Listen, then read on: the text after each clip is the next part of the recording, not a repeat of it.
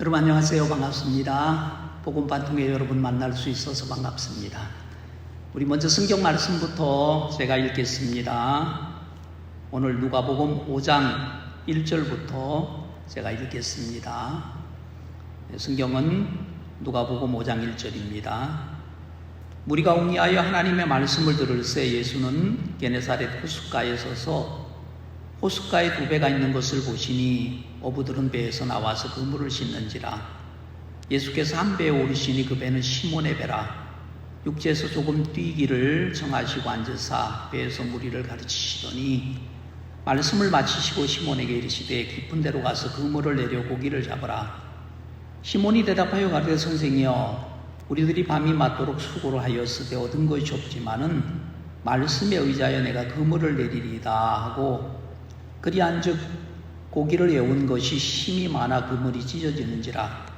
이에 다른 배에 있는 동물을 손짓하여 와서 도와달라 하니 저희가 와서 두 배의 체험에 잠기게 되었더라. 8절입니다. 시몬 베드로가 이를 보고 예수의 무릎 아래 엎드려 가르되 주여 나를 떠나소서 나는 죄인이로소이다 하니 8절 말씀까지 읽었습니다. 우리가 오늘부터 4시간 동안 여러분과 함께 성경 속에 나타난 또 하나님이 말씀하시는 죄에 대하여 그리고 율법에 대해서 그리고 우리를 구원하시는 하나님의 의에 대하여 또 하나님의 약속의 세계에 대하여 여러분과 함께 차분하게 이야기를 나누고 싶습니다. 오늘은 먼저 우리가 죄에 대한 이야기를 좀 이야기하고 싶습니다. 오늘 이 베드로가 예수님을 만날 때에 그리고 이 베드로가 예수님 말씀을 받아들이면서 그가 많은 고기를 잡습니다. 그리고 예수님 앞에 고백을 하기를 주여 나는 죄인이로소이다. 그렇게 그가 죄인이라고 고백을 했습니다. 베드로가 말한 죄가 뭘까? 그리고 베드로가 도덕적인 어떤 죄를 졌기 때문에 예수님 앞에 죄인이라고 고백한 것일까? 성경이 말하는 죄는 뭘까?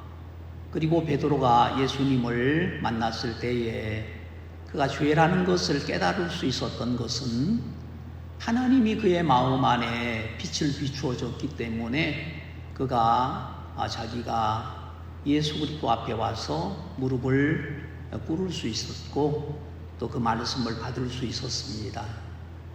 먼저 그가 하나님 앞에 와서 예수 그리스도의 말씀을 받을 수 있었던 마음은 그의 배처럼 빈 배였기 때문에 빈 마음 그리고 그의 인생 속에서 밤이 맞도록 수고했지만 아무것도 얻지 못한 실패한 사람, 그가 실패한 그때에 예수님의 말씀을 그가 들을 수 있었습니다.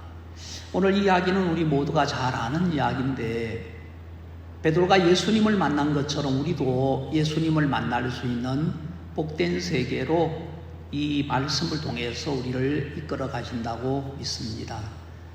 저는 제가 브라질에 선교하고 있는 선교사인데 제가 브라질에 가서 만난 분 중에 그리고 복음을 전하면서 한국에서 브라질에 이민을 오신 이성렬이라고 하는 부친에 대한 이야기를 좀 하고 싶습니다. 이 부친님은 서울대학을 나와서 IQ가 160이라고 하니까 굉장히 머리가 좋으셨던 분이고 그가 이민을 브라질로 가서 나름대로 성공을 하셨고 돈도 벌고 또 남부럽지 않게 살 수 있었는데 어느 날 그분이 코가 빨갛게 이렇게 색깔로 이렇게 빨간 색깔이 올라와서 왜 그렇지? 마치 술 취한 사람이 코가 빨갛듯이 이분이 코가 빨갛게 되기에 병원에 가서 진찰을 했는데 그 코의 뼈 속에 암이 발견된 겁니다.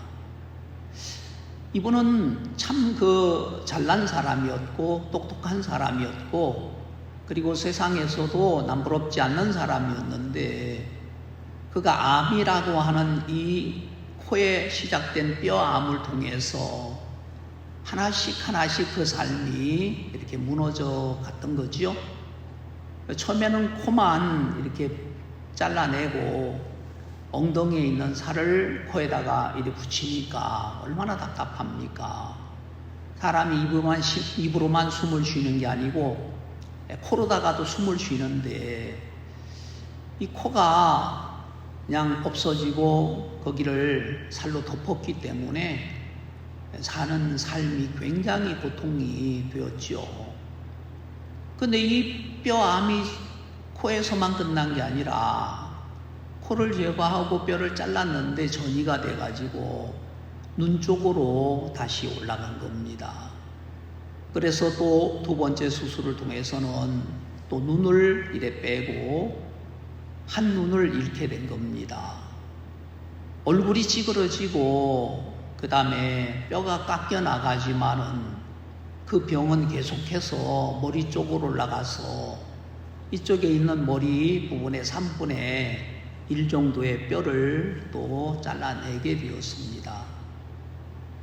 수많은 수술을 거쳐서 코도 잃고 눈도 잃고 그 다음에 얼굴도 흉하게 변해버렸고 그리고 온 몸은 이제 다 이래 뼈가 앙상할 정도로 근육이 다 빠지고 그렇게 병원 생활을 오래 하면서 마지막 수술을 할 때쯤에 그가 그 응급실에서 그 창문벽 바깥에서 시커먼 어떤 환상을 본 겁니다.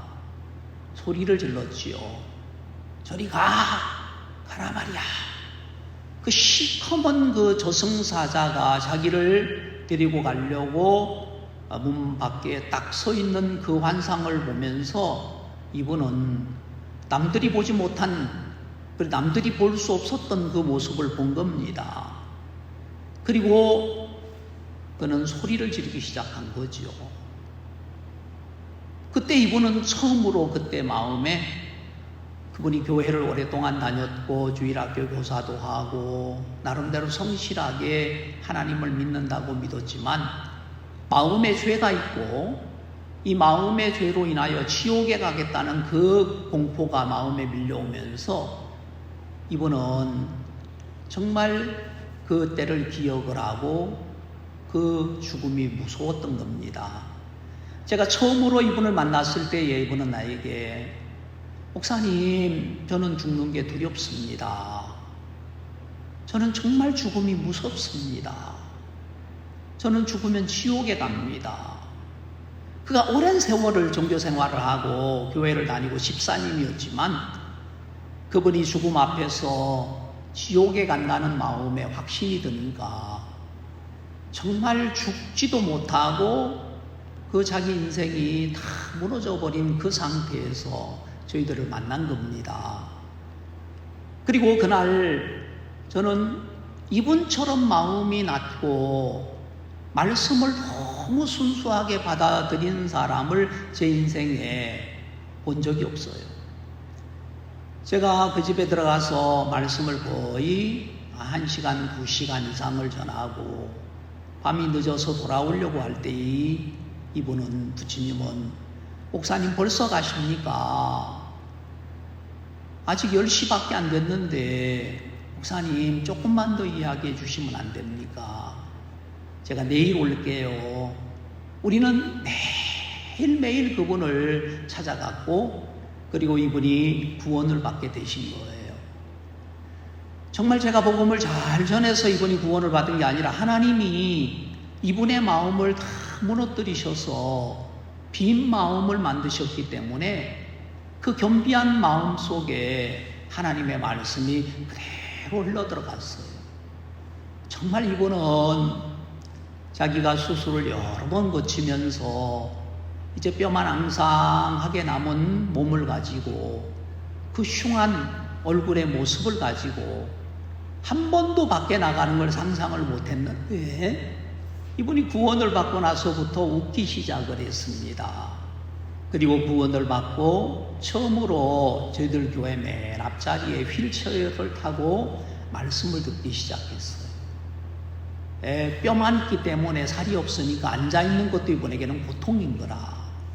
그렇지만 1시간 반, 2시간의 예배 속에 이분은 너무너무 흐뭇해하는 얼굴로 몸은 막 배기고 고통이 되지만은 말씀이 이분의 마음을 살리고 이분의 마음에 하나님이 소망을 주셨기 때문에 죽음 앞에까지, 죽는 날 전까지 이분은 교회에 와서 말씀을 들으시고, 그리고 어느 날 병원에 몸이 좀 심하게 아파서 입원을 했는데, 제가 죽기 하루 전날 이분을 만나서, 부처님, 예전에는 죽음이 무서워서 그 저승사자를 보고 그 시커먼 그 물체를 보고 저리 가 하고 소리를 질렀는데, 마치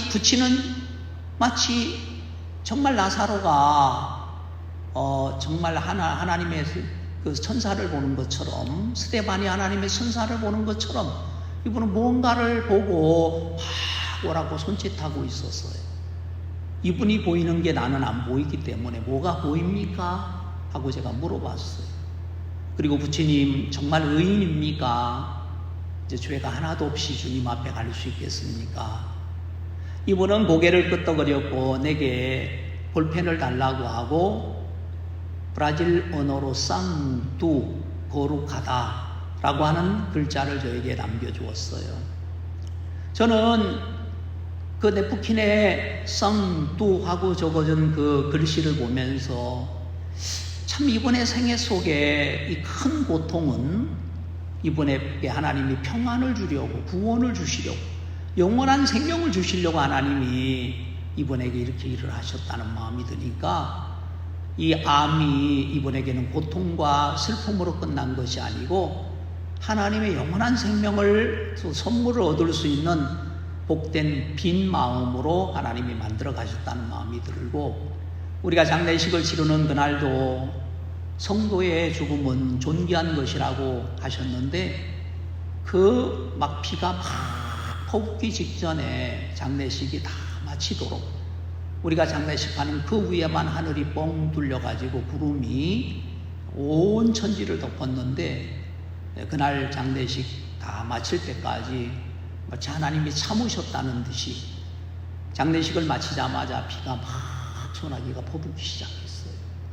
우린 돌아오면서 이분의 생애를 제가 생각해 볼 때에 참 이분은 똑똑한 사람이었고 교만하고 얼마든지 이분은 하나님을 찾지 않아도 될 사람이었는데, 오히려 코의 암을 통해서 그가 눈은 잃어버렸지만은, 그가 정말 코는 잃어버렸지만은 예수님의 말씀처럼 오른팔을 버리고 찍어버려라. 죄를 지면 왼팔을 찍어버려라.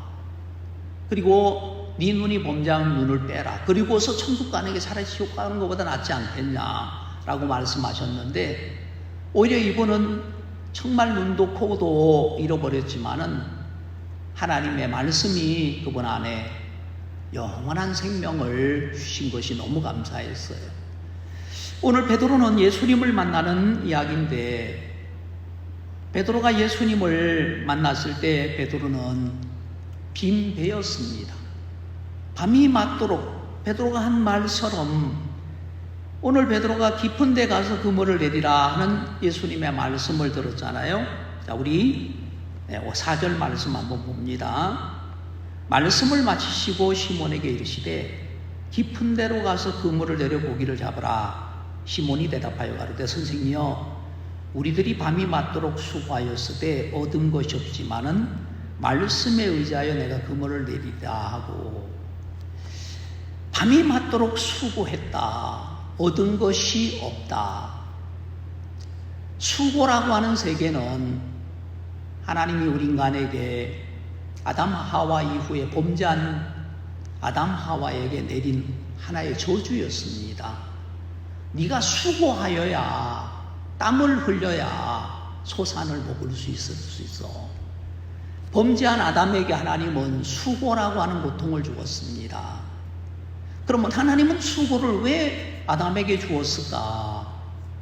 하나님의 말씀을 떠나서, 하나님을 믿는 믿음을 떠나서 사단의 음성을 받아들이고 선악을 알게 하는 나무를 따먹은 아담에게 하나님은 수고라고 하는 그리고 땀을 흘려야만 소산을 먹을 수 있다라고 말씀하신 거예요.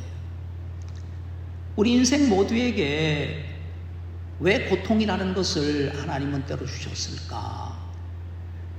히스기야 왕은 그렇게 말하기를, 내게 큰 고통을 주신 것은 내 영혼에 평안을 주려 하심이라. 하나님이 고통을 주시는 게 목적이 아니었어요.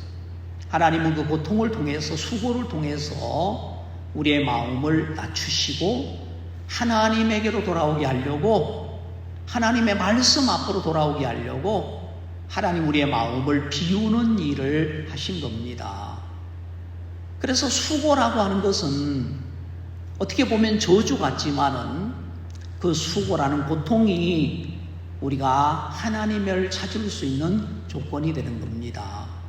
그래서 예수님은 마태복음 11장 28절에 수고하고 무거운 짐진 자들아 다 내게로 와라. 내가 너희를 쉬게 하리라. 너 수고와 무거운 짐을 가지고 있잖아. 내게로 와. 내가 너를 쉬게 해줄 거야. 그 쉼은 참된 안식을 말하는 겁니다. 여러분, 참 많은 사람들은 이 땅을 살면서 태어날 때에 울면서 태어납니다. 그리고 무언가를 잡을 듯이 어린아이들이, 갓난아이들이 주먹을 꽉 쥐고 있습니다. 하지만 죽을 때 되면은 다 손을 펴고 죽음 앞에서는 모든 것들을 놔야만 하는 겁니다. 인생의 고통은 아이가 태어나면서 앙 하고 울면서 고통이 시작되는 겁니다. 사람 연수가 70이고 강건하면 80인데 시편 90편 10절에는 그 연수의 그 70, 80년의 삶은 수고와 슬픔뿐이라고 말했습니다. 이 땅에 사는 삶은 하나님이 우리에게 수고라고 하는 그런 과정을 통해서 예수 그리스도에게로 오게 하시려고 하나님은 수고와 무거운 짐을 주신 거예요. 또 그런 어려움이 없으면 우리는 절대로 하나님을 찾지 않습니다. 인생에 무언가를 얻어보려고 베드로처럼 여기다도 그물을 던져봅니다. 또 저쪽에도 내 꿈을 펼쳐봅니다. 그리고 내가 원하는 꿈을 따라서 막 여기저기 이래 삶을 도전을 해봅니다. 하지만 오늘 베드로가 말한 것처럼 밤이 맞도록 수고했는데 얻은 것이 없다. 내가 나름대로 정말 내 인생의 모든 것들을 향해서 열심히 무언가를 쫓아서 갔는데 죽음 앞에서 여러분이 셈을 해보면은 결국은 아무것도 얻은 것이 없는 거예요. 그래서 빈손으로 왔다가 하나님은 빈손으로 간다라고 말합니다. 우리는 아무것도 가져온 게 없어요. 그리고 아무것도 우리는 가져갈 수 없어요. 내가 무언가를 지금 가졌다고 하는 것도 사실은 지나고 나 보면은 언젠가는 다 손을 놔야 합니다. 우린 날마다 잠이라는 걸 통해서 잠자리에 여러분이 들 때에는 모든 것들을 놔야 합니다. 여러분, 매일매일 우리는 죽음이라는 걸 연습합니다. 물론 잠을 자고 그 다음날 여러분은 깨어나지요. 오늘 아침처럼, 새벽처럼 말입니다.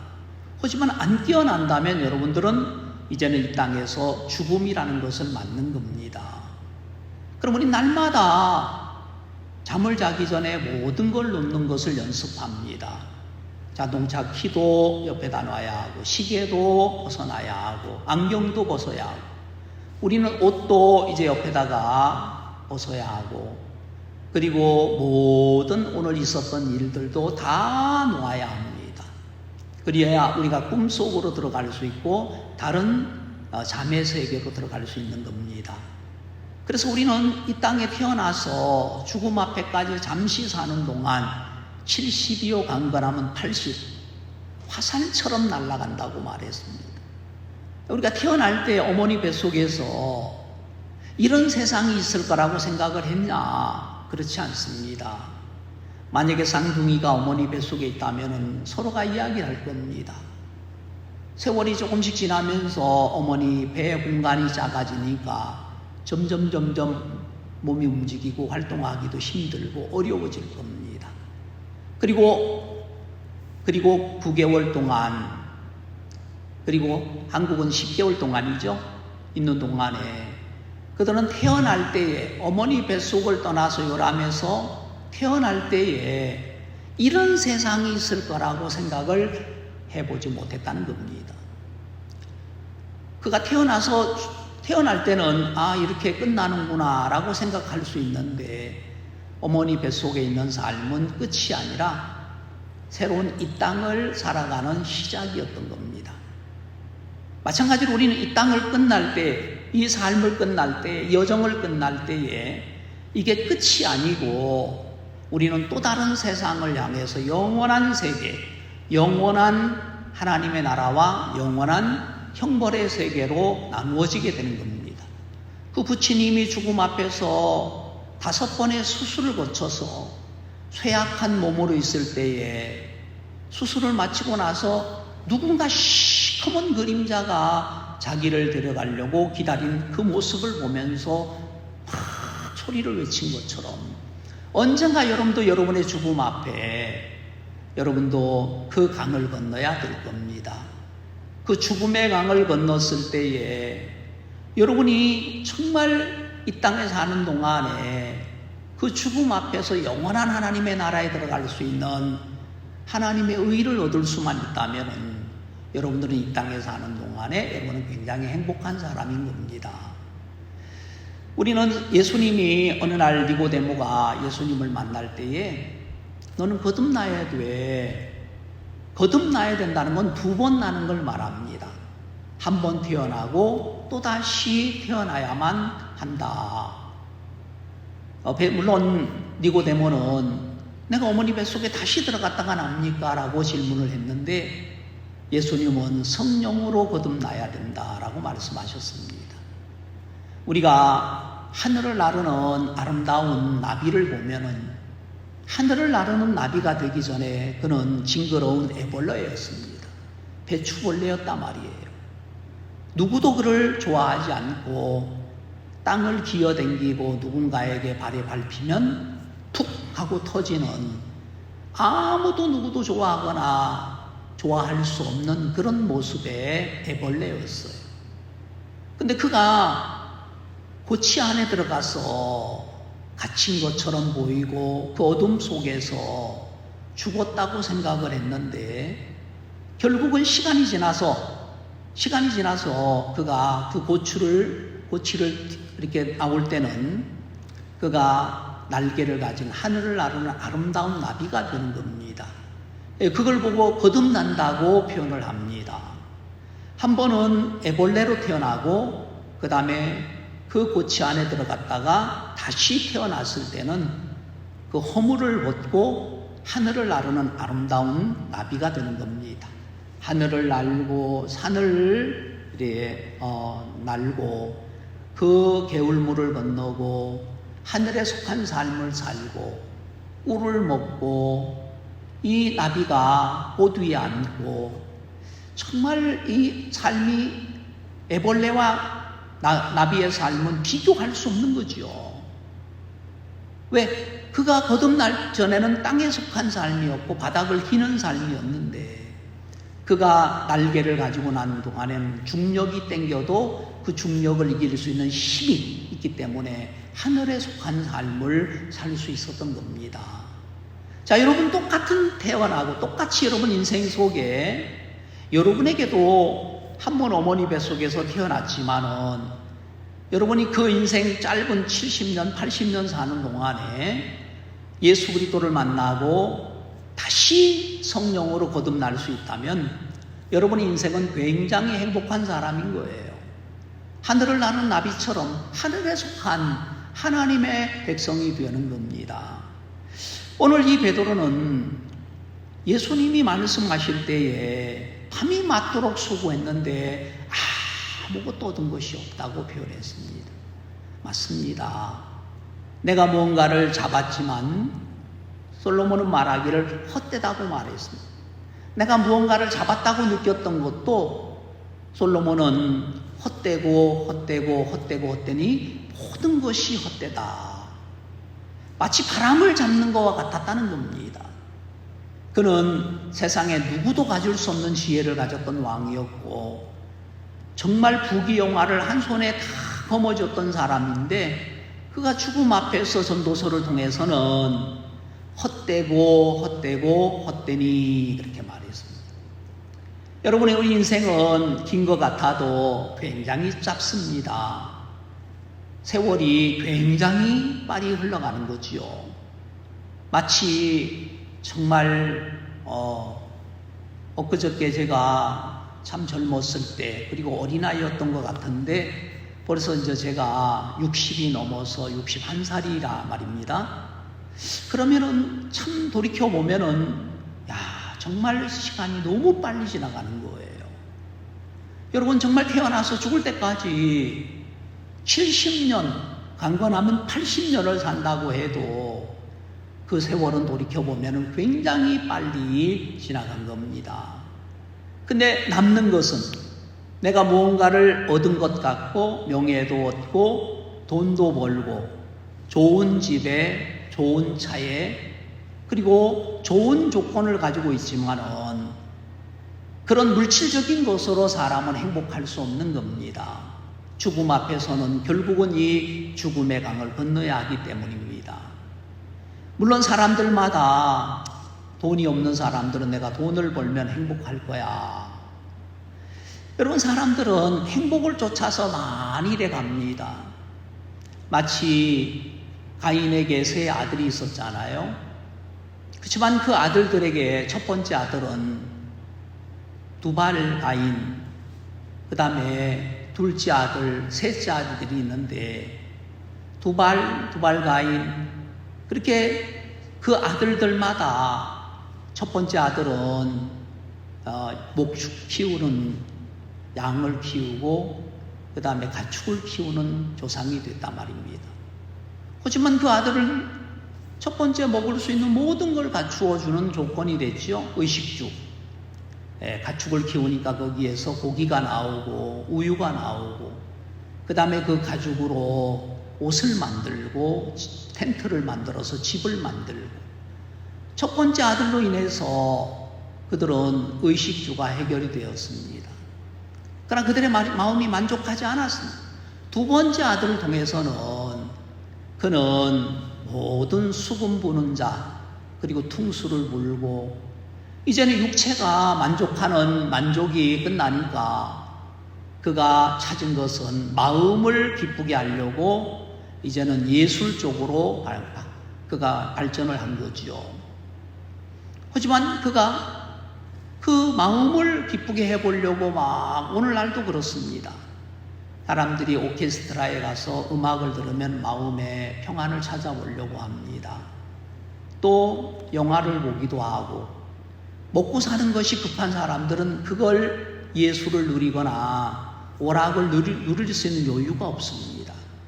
적어도 오케스트라에 그 수많은 돈을 들여서 콘서트를 가는 사람들은 그래도 의식주가 해결이 돼서 먹을 게 갖추어져 있고 걱정이 없는 사람들이 예술로 예능 쪽으로 그들의 마음의 기쁨을 찾아보려고 하는 겁니다. 그러나 그것도 마음에 만족이 없는 사람들은 그 세 번째 두발가인처럼 각양 정말 그 철제 만드는 각양 그리고 사냥을 하면서 그 쾌락을 느끼는 그 삶으로 옮겨졌습니다. 오늘 사람들이 이런 기쁨 저런 기쁨을 다 찾아봐도 없을 때 그 부유한 사람들이 찾아가는 게 마약이고 그리고 사람들은 이제는 권투를 좋아하지 않습니다. 권투보다도 더 격렬하고 더 잔인한 그런 스포츠가 요즘에 나왔는데 UFC라는 그런 정말 그 격렬한 운동을 보면서 사람들은 거기서 쾌락을 느끼려고 하는 겁니다. 여러분 사람의 마음은 먹을 것이 갖추어지고 좋은 집에 좋은 차에 그런 환경이 되어준다고 해서 만족하지 않습니다. 내가 돈을 1억을 가지고 있으면 또 5억을 더 갖고 싶고 5억을 번 사람은 10억을 갖고 싶고 10억을 번 사람은 더 많은 100억을 얻고 싶은 것이 인간의 욕심입니다. 그러면 사람들의 마음은 바닷물과 같아서 그 마음을 채울 수가 없는 거예요. 모든 강물이 바다로 흘러들어가지만 바다가 넘쳤다는 이야기는 아직까지 없습니다. 그만큼 사람의 마음에 어떤 것도 사람의 마음을 만족시킬 수 있는 물질적인 세계로 인간의 마음에 만족이 있을 수 없는 겁니다. 그래서 하나님은 정말 우리의 마음에 하나님의 말씀을 담을 때에, 그리고 하나님의 말씀을 받아들일 수 있는 마음으로 가게 하려고 때로는 원치 않지만은 수고라고 하는 이런 어려움을 준 겁니다. 왜? 사람들의 마음에 들어가 보면은 다 보이지 않는 어떤 것에 미어 있거든요. 오늘 우리가 누가복음을 찾았는데, 여러분 우리 성경에 시편 107편 한 구절 한 번 더 봅니다. 시편 107편 10절입니다. 제가 한번 읽겠습니다. 사람이 흑암과 사망의 그늘에 앉으며 곤고와 쇠사슬에 매임은 하나님의 말씀을 거역하며 지존자의 뜻을 멸시함이라. 그러므로 수고로 저희 마음을 낮추셨으니 저희가 엎드려도 돕는 자가 없었도다. 자, 수고는 하나님이 왜 우리에게 주시냐면은 하나님은 수고를 통해서 저희 마음을 낮추사 그러셨습니다. 이 고통은 마치 내가 잇몸이 아파서 고통을 느낄 때에 내일은 내가 치과에 예약을 해서 가야 되겠구나 하고, 이 고통은 우리에게 의사를 찾을 수 있도록 신호를 주는 겁니다. 내 어떤 몸에 만약에 맹장이 조금씩 아프기 시작한다. 그것은 이 맹장이 터져서 복막염이 되기 직전에 의사를 찾고 더 큰 화를 면하게 하려고 고통을 주는 겁니다. 그래서 내 몸 안에 있는 고통은 내 몸이 아픈 것을 알려주어서 의사를 찾게 하고, 그리고 내 몸을 그 병에서 건지기 위한 하나의 신호란 말입니다. 그래서 고통이 나쁜 게 아니고 고통은 내 몸에 이상이 있다는 걸 알려주는 거잖아요. 그래서 이 몸을 고칠 수 있는 약을 찾고 아니면 의사를 찾아서 고침을 받게 해줍니다. 만약에 내가 맹장이 걸렸는데 복막염이 돼서 터질 때까지 모른다면, 못 느낀다면 그거는 고통이 없는 것은 그 사람은 죽음과 같은 겁니다. 그래서 고통이라고 하는 걸 통해서 하나님은 우리의 마음에 수고를 통해서 저희 마음을 낮추사.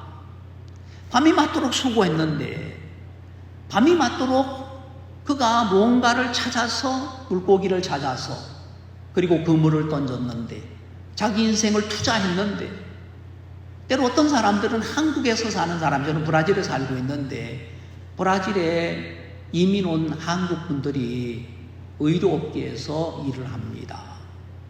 물론 그분들은 고국을 떠나서, 가족을 떠나서 그 먼 타국, 한국에서 정반대되는 브라질까지 와서 돈을 벌기 위해서 또 그들은 의료사업이나 그 옷을 만드는 일들을 하고 있습니다. 그분들이 거기 와서도 실패하는 사람도 있고 성공하는 사람들도 물론 있습니다. 대부분 한인들은 또 잘 살고 또 돈도 잘 벌고 합니다. 그렇지만 결국은 그들도 언젠가 죽음 앞에 딱 서면은 다 놔야 하는 겁니다. 그가 무언가를 움켜쥐어서 가지고 있는 것들을 아무것도 가져갈 수 없고, 그들이 빈손으로 온 것처럼 돌아갈 때도 그냥 한 평 남짓한 그 땅, 거기에 다시 묻히는 겁니다. 그게 인생이에요. 그게 끝이란 말이에요. 결국은 그게 모든 사람이 죽음이라고 하는 종착역으로 가는 겁니다. 그가 물론 사는 동안에 건강하게 또 80, 90 이렇게 사신 적이 있지만은 결국 그 죽음 앞에서는 남는 것은 그분의 마음 안에 예수님을 만나서 거듭나서 성령으로 죄를 씻음 받고 하나님의 영원한 의를 받아들여서 천국에 갈 수 있는 준비가 된 사람이 있고, 그 중에 어떤 사람들은 이 땅에 살면서 열심히 돈을 벌고 무언가 수고를 통해서 물질적인 것들을 다 갖추었지만은 우리 그 이성열 부친처럼 죽음 앞에서, 사망 앞에서 막 두려워하고 고통하면서 그 죽음으로 끝나는 사람들도 있는 겁니다. 여러분, 하나님은 우리 인간에게 네가 왜 흑암과 사망의 그늘에 앉았는지 알아? 하고 물으셨습니다. 네가 하나님의 말씀을 거역하고 지존자의 뜻을 멸시했기 때문이야. 그럼 네가 거기서 벗어나려면 어떻게 해야 되니? 20절에 저가 그 말씀을 보내어 저희를 고치사 위경에서 건지셨도다 라고 말씀하셨습니다. 말씀을 보내서 그를 건져내시려고 하나님은 우리 인생 속에 때로 원치 않는 수고를 주신 겁니다. 마치 그 땅의 수고를 통해서 아담과 하와에게 수고라고 하는 걸 통해서 네가 땀을 흘려야만 네가 양식을 얻을 수 있다고 말한 것처럼, 하나님이 우리 인생에게 수고라는 걸 통해서 하나님 앞에 나오게 하고 그 비워진 마음, 낮아진 마음에 하나님의 말씀을 심으려고 하는 거예요. 여러분, 우리는 성경을 읽다 보면은 성경 속에 수수께끼에 관한 이야기가 나옵니다. 이 에스겔서 17장의 이 수수께끼에 대한 이야기를 보면은 하나님이 이 수수께끼를 통해서 우리에게 하나 가르쳐주고 싶은 거예요. 이 수수께끼는 독수리와 포도나무의 비유를 에스겔서 17장에 하고 있는데, 하나님이 그 레바논에 이르러서 큰 독수리를 이 백향목 높은 가지로 보내서 그 가지를 꺾어오게 합니다. 그래서 그 연한 가지가 꺾여가지고 상고의 성읍에다가 딱 두니까 그 종자를 취하여 옥토에 심어보니까 큰 나무가 분명히 백향목이었는데 심고 나서 보니까 자라나서 퍼지지 않는 포도나무가 되었다. 어떻게 백향목, 그 백향목은 하늘을 치솟는 성질이 있단 말입니다.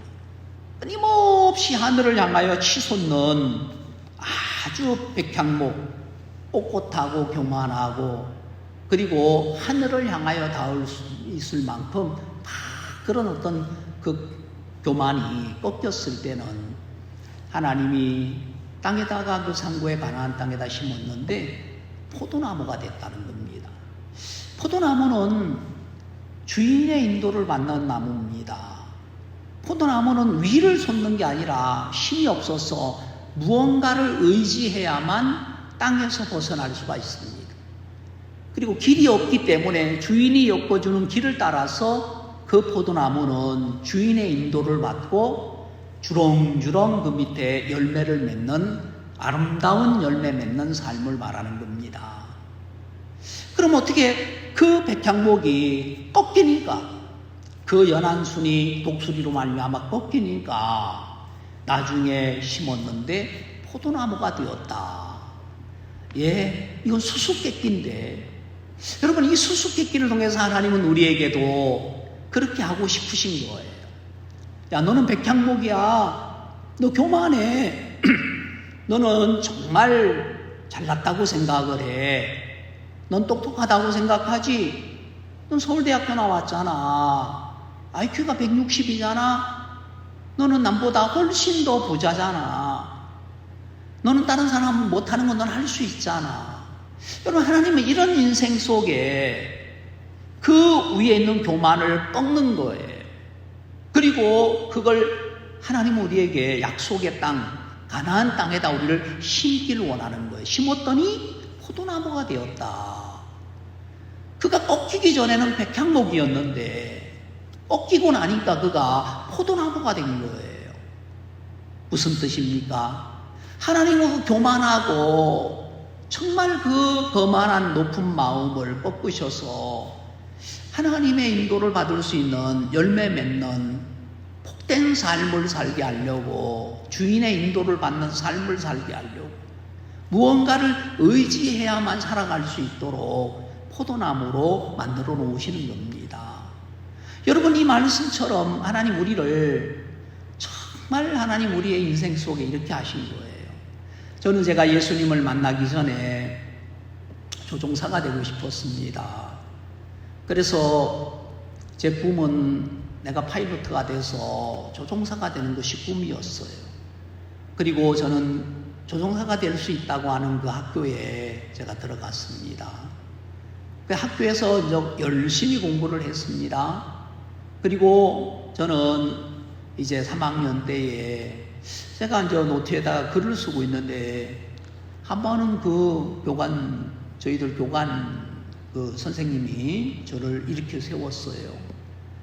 친구들이 다 보는 앞에 제가 딱 섰는데 이 교관님은 나에게 왜 수업 시간에 좋냐고 막 꾸짖는 거예요. 저는 사실 좋은 게 아니라 내가 뭘 적고 있었기 때문에 억울했지요. 근데 이제 제가 수업이 마치고 그 교관 선생님을 따라 나가서 복도에서 교관님 할 말이 있습니다. 돌아보시면서 뭐야? 제가 조금 전에 뭘 적고 있었습니다. 졸지 않았습니다. 안 졸았어? 예. 안 졸았으면 됐어. 가봐. 저는 제 인생 속에 참 어처구니 없는 일을 제가 이제 만났는데 저는 정말 이게 무슨 일이야? 아니 왜 갑자기 이런 일이 일어나? 저는 정말 그때는 몰랐어요. 그리고 그 교관 선생님은 제게 제가 전자공학과였는데 그 실습이나 모든 점수를 최하로 줬어요. 그리고 그 당시에 정말 제가 조종사가 되고 그 길로 가려면은 이 내신 성적이 들어가기 때문에 가장 높은 점수를 받아야 제가 진짜 그 길을 갈 수 있었는데 이 지완수라고 하는 이분 한 분 때문에 내 인생이 모든 게 다 수포가 된 거예요. 나는 그때까지만 해도 하면 되지. 왜 안 돼? 할 수 있게 하는 거야. 하면 되지. 하면 된다. 그 당시에 우리는 늘 그렇게 외쳤고 하면 된다고 생각을 했는데 해도 안 되는 세계가 있더라고요. 했는데 안 되는 세계가 있는 걸 저는 본 거예요. 정말 젊은 나이였지만은 제 인생의 꿈이 깨어지고 제 인생 속에 내 인생을 망치게 만든 그 사람을 굉장히 미워했지요. 그래서 저는 성희 치씨라는 사람하고는 저는 장가도 안 가려고 했습니다. 결혼도 안 하려고 했단 말입니다. 왜냐하면 너무 이 지연수, 그분이 제 마음에 미웠기 때문이에요. 그리고 세월이 많이 이래 흐르면서 저는 그 당시에 제 옆에 있는 친구가 늘 어려울 때마다 성경을 앉아서 보는 걸 유심히 봤습니다. 저는 어릴 때 가톨릭을 다녔기 때문에 저는 기독교인들하고는 상관이 없었어요. 근데 그 친구가 한 날 저보고 야 교회 갈래? 하고 물었는데 딴 때 같았으면요 절대로 그 말은 내 귀에 들어올 수 없었을 거예요. 내가 왜 교회를 가? 나 바빠. 나 지금 할 일이 있어. 그래 나는 천주교야. 아마 그렇게 말할 수도 있었을 건데 그날 제가 그 친구에게 나도 모르게 내가 그 친구를 따라서 처음으로 그 군에 있는 공군이었는데 그 교회에 나가게 된 거예요. 근데 참 신기한 거는 그때의 그 설교나 말씀들이 내 마음에 그냥 슬쩍슬쩍 이렇게 들어오기 시작한 거예요. 요한복음 2장에 물로 포도주로 바꾼 이야기, 이런 이야기들이 신기하게 믿어진 거예요. 하나님이 살아계셨다는 게 믿어진 거예요. 이 말씀은 하나님의 말씀이라는 게 믿어진 거예요.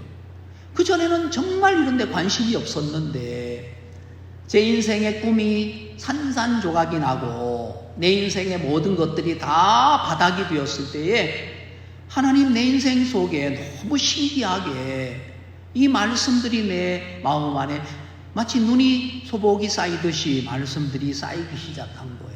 그때부터 저는 교회 생활을 하고, 그리고 교회 가서 말씀을 듣고, 그리고 예배를 빠지지 않고, 그리고 정말 열심히 제가 이제 새벽 기도, 그 다음에는 금식 기도원까지 가고 이제 그렇게 열심히였습니다.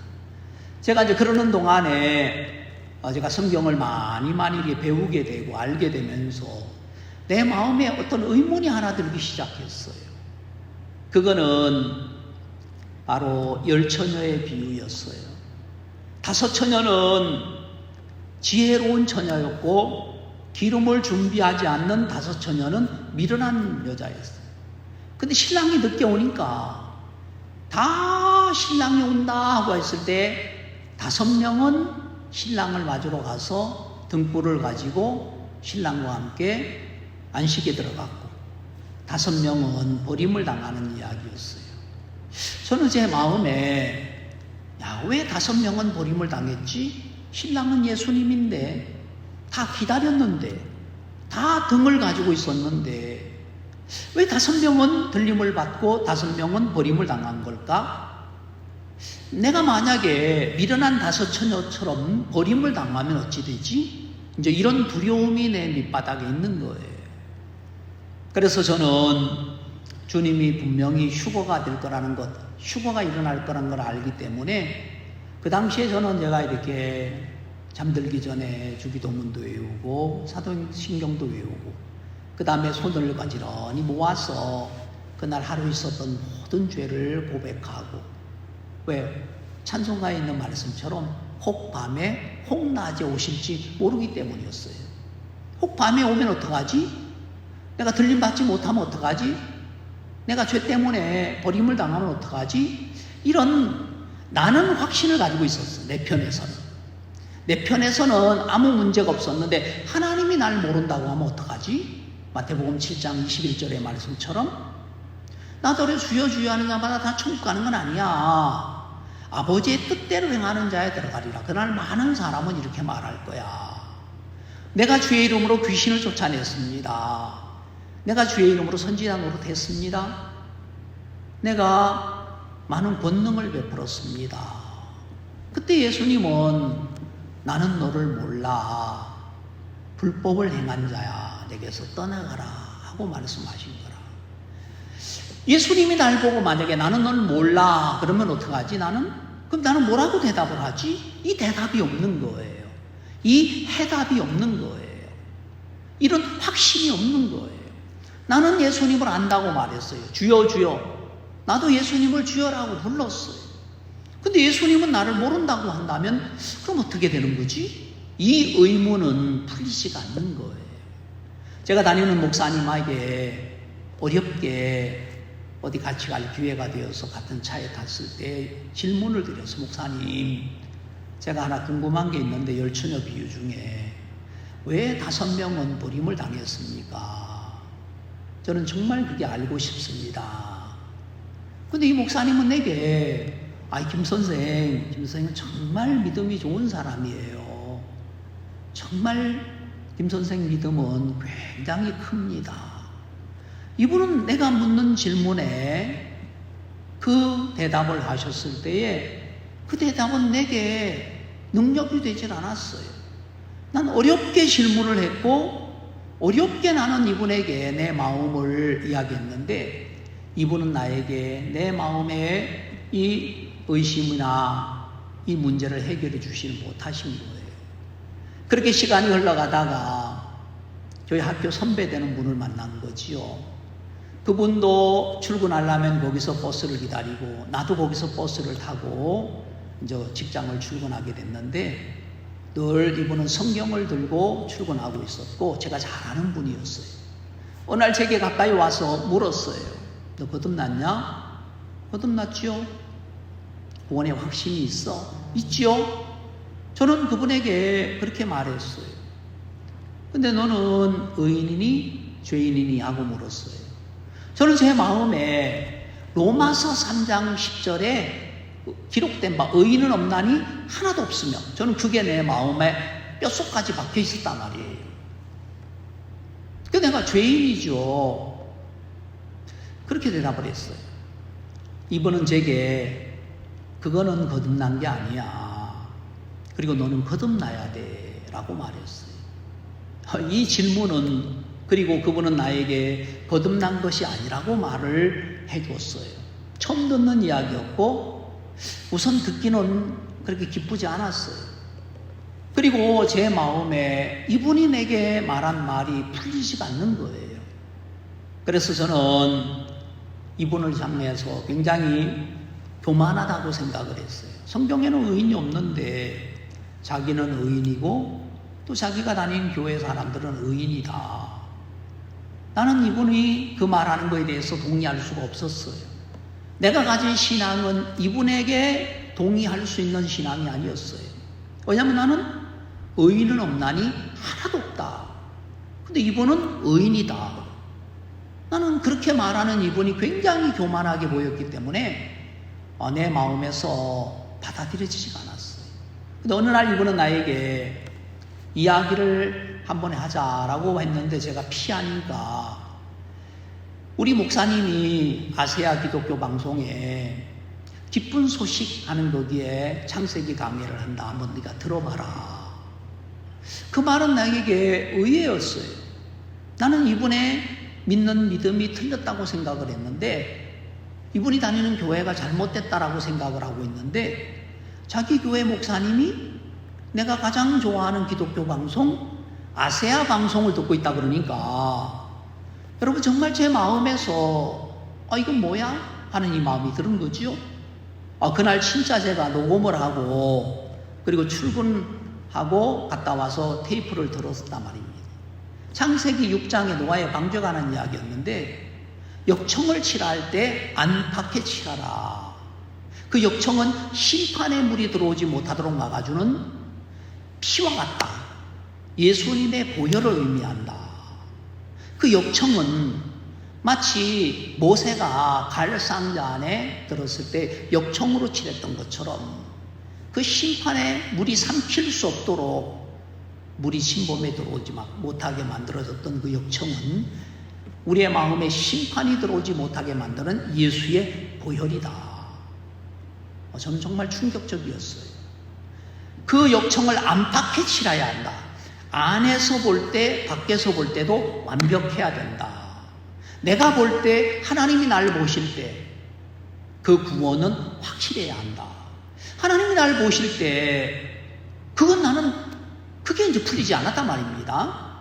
내가 하나님을 향한 확신은 분명한데 하나님이 날 모른다고 하면 어쩌지? 이 의문을 떨어버리지가 못했으니까 하나님 날 모른다고 그러면 어떡하지? 이게 안 풀린 거예요. 근데 역청을 칠할 때 안팎에 칠해야 된다. 이 말씀은 내게 큰 도전이었어. 처음으로 내가 이분하고 한번 이야기를 한번 해봐야 되겠다. 이 마음이 들은 거예요. 그래서 내가 이제 이분을 만났을 때에 아침에 출근 시간에 만났는데 오늘 시간 있냐? 하고 묻길래 예, 오늘 시간 있습니다. 그전에는 만날 마음이 없었어요. 이분아 신앙은 자기 신앙은 자기 신앙이고 내 신앙은 내 신앙. 그래가지고 만났는데 자기 교회로 가자. 목요일이었는데 어쨌든 약속을 했으니까 제가 이제 그분을 따라서 그분 다니는 교회를 갔지요. 가가지고 저는 마음에 한쪽 구석에는 이분의 말을 들으면 내가 안 되겠다라는 그런 마음을 닫고 있는 마음이 있었기 때문에 어쩌든 간에 내가 이분에게 내가 하고 싶은 이야기를 하고 웬만하면 말을 듣는 거를 제가 안 듣게 됐어요. 그러니까 이제 의인은 없나니 하나도 없다고 했습니다. 율법으로 의롭다함을 얻을 육체가 없다고 했습니다. 제가 이제 반박을 막 했지요. 그럼 너는 회개하지 않으면 죄가 있다고 생각하니? 그렇지요. 죄를 지면 날마다 회개해야지요. 선배님은 회개 안 합니까? 그리고 선배님은 죄 안 져요? 회개하면 죄가 씻어진다는 이야기가 어디 있냐? 회개하라는 말은 있다. 그리고 죄 사함을 받으라고 했지 회개가 죄를 씻는 건 아니다. 회개는 우리 죄를 씻기 위한 하나님을 향하여 돌이키는 것이지 회개가 죄를 씻는 건 아니다. 죄를 씻는 건 예수의 피밖에 없다. 근데 이분과 저의 차이가 하나 있었어요. 나는 처음에는 못 느꼈는데, 처음에는 제가 이야기를 안 들으려고 막 계속 이야기를 하니까 내 귀에 들려지지가 않았지요.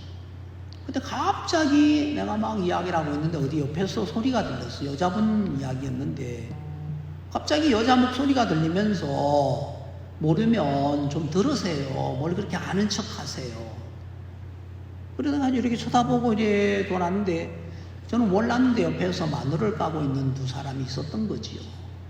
그 중에 한 분이 교회 사모님이었는데 저한테 옆에서 듣다가 이제 막 제가 하도 막 제 주장을 하고 안 들으니까 이제 소리를 한번 지른 거지요.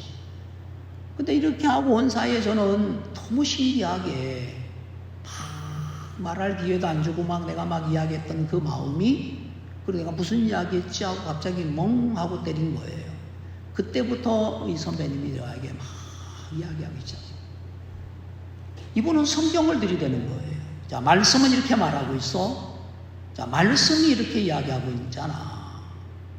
나는, 우리 교회는, 나는, 장로교회는, 내가 배우기는, 우리 목사님은 이렇게 말하고 있고요. 이분은, 성경은, 자, 하나님 말씀은 이렇게 말하잖아. 하나님 말씀은 이렇게 이야기하고 있는데, 하고 말씀을 이야기하는데, 제가 성경을 그렇게 많이 아는 걸 처음 봤어요. 성경을 거꾸로 놓고서도 금방 찾는 거라. 그리고 딱 짚으면 그 구절이 거기 있는 거예요. 야, 이거는 성경을 어떻게 이렇게 많이 알지? 나는 내가 나를 빠져나와서 나를 딱 쳐다보니까 나보고 성경을 믿지 않는다고 말하는데 막 처음에는 막 화가 났단 말입니다. 근데 진짜 내가 이분 이야기를 들어보니까, 그리고 내가 나를 객관적으로 딱 빠져나와서 나를 보니까 이분은 성경을 이야기하고 있고 나는 내가 배우기는 내가 아는 교리를 이야기하고 있는 거라. 그때부터 내 입이 다물어지고, 아, 내가 성경을 말하는 게 아니고 교리를 말하고 있구나. 그 선배님은 저에게 이야기했어요. 자, 네가 말한 모든 말, 넌 절반밖에 몰라. 너는 짝짝 신앙이야. 이 절반을 더 찾아야 돼. 네가 알고 있는 거는 율법으로 의롭다함을 얻을 주체가 없어. 맞아. 의인은 없나니 하나도 없으며, 그것도 맞아. 그러나 성경에는 의인이 있다는 말이 있잖아. 노아도 의인이잖아. 그리고 의인은 믿음으로 말미암아 살리라고 했단 말이야. 그러면 너는 반쪽밖에 모르잖아. 그럼 너는 반쪽을 몰라. 그때부터 저는 정말 그때부터 신기하게 이분이 성경을 하나하나 찾아가면서 이렇게 짚어가면서 저에게 읽어보라고 하고 제가 따라가다 보니까 너무 신기한 거예요. 정말 이 말씀 속에 내가 그렇게 찾았던 그 의의가 마음에서 발견이 된 거예요. 저는 처음에 정말 마태복음 6장 말씀처럼 33절에 너희는 먼저 그의 나라와 그의 의를 구하라. 그리하면 이 모든 걸 더해주겠다. 그 의의가 뭘까? 먼저 뭐 하라는 거지? 교회 봉사하라는 건가? 제가 알고 있는 수준 안에서는 먼저 그거 구하라, 의를 구하라. 그 의가 뭔지에 대하여 정말 몰랐던 겁니다. 근데 복음을 들으면서 하나님의 의를 발견한 거예요. 그리고 저는 그때부터 의인입니다 라고 말하게 된 거예요. 참 너무너무 신기한 게 그때부터 성경이 보여지고 그렇게 찾았던 하나님의 의, 풀리지 않았던 그 모든 것들이 다 풀어지게 된 거예요. 오늘 저는 제 마음에 참 그때 그 교관님이 왜 나에게 그렇게 했을까? 만약에 그렇게 안 됐다면 저는 아마 조종사가 됐을 수도 있을 거예요. 친구들처럼요. 하지만 저는 이 영원한 복음이나 하나님의 복음을 전하는 선교사의 삶을 살 수는 없었을 거예요. 하나님의 섭리였다는 마음이 들고 하나님이 나를 불쌍히 여기셔서 내 인생에 이런 어려움을 통해서 마음을 낮추시고 하나님에게로 돌아올 수 있도록 내 마음을 이끌어 주신 겁니다. 오늘 저는 누가복음 5장의 말씀 속에 베드로는 이야기합니다. 밤이 맞도록 수고했습니다. 그러나 얻은 것이 없습니다. 이게 인생의 결론입니다. 베드로만 그렇지 않습니다. 여러분, 베드로뿐 아니라 우리 모든 인생이 언젠가 이제는 셈을 해야 될 날이 올 텐데, 그때 여러분들 인생 속에서도 아무것도 얻은 것이 없다면 여러분이 그 인생 속에 무언가 쥐고 있는 것도 다 놔야 될 때가 올 겁니다. 이 사망은 한 번 죽는 것은 사람에게 정하신 것이기 때문에 누구든지 이 사망의 문턱을 넘어가야 합니다. 그러나 이 사망 후에 영원한 생명이 있다는 걸 기억해야 합니다. 영원한 멸망의 삶이 있고 영원한 새 생명의 삶이 있다는 걸 기억해야 합니다. 그러려면 오늘 여기에서 여러분 인생에 하나 더 반쪽이 있어요. 밤이 맞도록 수고했습니다. 얻은 것이 없다. 그러나 하는 말이 있습니다. 없지만은 말씀에 의지하여 내가 그물을 내리리라. 여러분, 말씀에 의지하는 삶이 있습니다. 마치 포도나무가 그 어떤 가지를, 그 철사를 의지해서 그 땅에서 벗어나듯이 여러분이 말씀을 의지하는 삶을 배울 수 있다면 여러분이 재앙을 피하고 심판을 피하고 하나님의 저주를 피하고 하나님의 영원한 생명 속에 들어갈 수 있는 겁니다. 말씀에 의지하는 삶. 베드로가 만약에 그날 고기를 많이 잡아서 배 안에 가득하게 채워져 있었다면 예수님은 그 2배 중에서 베드로의 배에 올라갈 수 없었을 겁니다. 왜냐하면 그 호숫가에는 2절의 말씀처럼 배가 2개가 있었는데 다른 배는 모르겠습니다. 많은 고기를 잡았는지. 그러나 유독 시몬의 배, 이 베드로가 가진 이 배는 실패한 인생이었습니다. 밤이 맞도록 수고했지만 아무것도 얻지 못했단 말이에요. 소득이 없었단 말이에요. 여기도 저기도 자기의 계획을 따라서 막 해봤겠지요. 혹시 여기서 얻을 수 있으려나 하고 던져봤겠지요. 여러분도 그런 삶을 여러분 삶 속에서 살고 있지 않습니다? 살고 있지 않습니까? 이것도 던져보고 이 일도 해보고 이게 안 되면 또 접고 더 일도 해보고 또 이렇게도 안 되면 더 공부를 많이 해서 또 이렇게도 해보고, 그러나 결국 여러분의 마음에 행복을 찾아서 처음에는 돈을 찾아서 그리고 행복을 찾아서 가보지만은 아무것도 얻은 것이 없단 말이에요. 죽음 앞에 선 여러분들, 세상에서는 성공했을지 모르지만은 스티브 잡스처럼 억만대의 돈을 벌고서도 암이 걸리니까 그 암 앞에 모든 걸 내려놓고 뼈가 앙상하게 결국 초라하게 시들어서 세상을 떠나고 맙니다. 그 얼마나 많은 돈이 있었습니까? 애플이라고 하는 엄청난 회사를 가지고 있었는데 그 스티브 잡스의 모든 인생의 마지막은 암이라는 걸 통해서 다 잃어버렸습니다. 똑같은 암에 걸려도 어떤 사람은 그 이성열 부친처럼 하나님, 저는 목사님 정말 죽는 게 두렵습니다. 죽는 게 무섭습니다. 그러면서 말씀을 들을 수 있는 낮은 마음, 스펀지와 같이 물을 빨아들일 수 있는 복된 마음을 그가 가진 겁니다. 오늘 베드로가 실패하지 않았다면 말씀에 의지하는 삶을 살 수는 없었을 거예요. 그리고 그가 말씀에 의지하여 그물을 던졌는데 큰 풍성한 물고기를 얻었습니다. 그리고 말합니다. 베드로는 오늘 같이 봅니다. 8절. 시몬 베드로가 이를 보고 예수의 무릎 아래 엎드려 가로되 주여 나를 떠나소서 나는 죄인이로소이다. 왜 베드로는 자기를 죄인이라고 말했을까? 그가 도덕적인 어떤 죄를 짓고 나서 지금 말하는 겁니까? 그렇지 않습니다. 오늘 베드로는 자기를 죄인이라고 말했습니다. 그리고 그 거룩하신 주님 앞에 함께 있을 수 없기 때문에, 왜냐하면 예수님은 죄인과 함께 할 수 없는 분이었거든요. 죄인과 함께 할 수 없는 그 예수님 앞에 저를 떠나세요 라고 말했습니다. 여러분, 요한복음 16장 9절은 말합니다. 예수님이 다시 오시면은 그때는 보혜사 성령을 보내주실 거라고 말했습니다. 예수님이 가시고 보혜사 성령이 왔을 때 그가 오면은 죄에 대하여, 의에 대하여, 심판에 대하여 세상을 책망할 거다. 근데 9절에 보면은 죄에 대하여라 함은 저희가 나를 믿지 아니하며. 여러분, 성경이 말하는 죄는 뭐냐면 말씀을 믿지 않고 자기 생각을 따라가는 것, 믿지 않는 것, 그걸 죄라고 말했습니다. 아담과 하와가 무슨 죄를 지었습니까? 그들은 하나님의 말씀, 네가 이거 먹으면 정령 죽어, 말씀을 버리고 결코 죽지 않아 하는 사단의 음성을 받아들인 겁니다. 여러분, 사단의 음성을 받아들이려면 하나님의 말씀을 버려야만 사단의 말을 받아들일 수 있는 겁니다.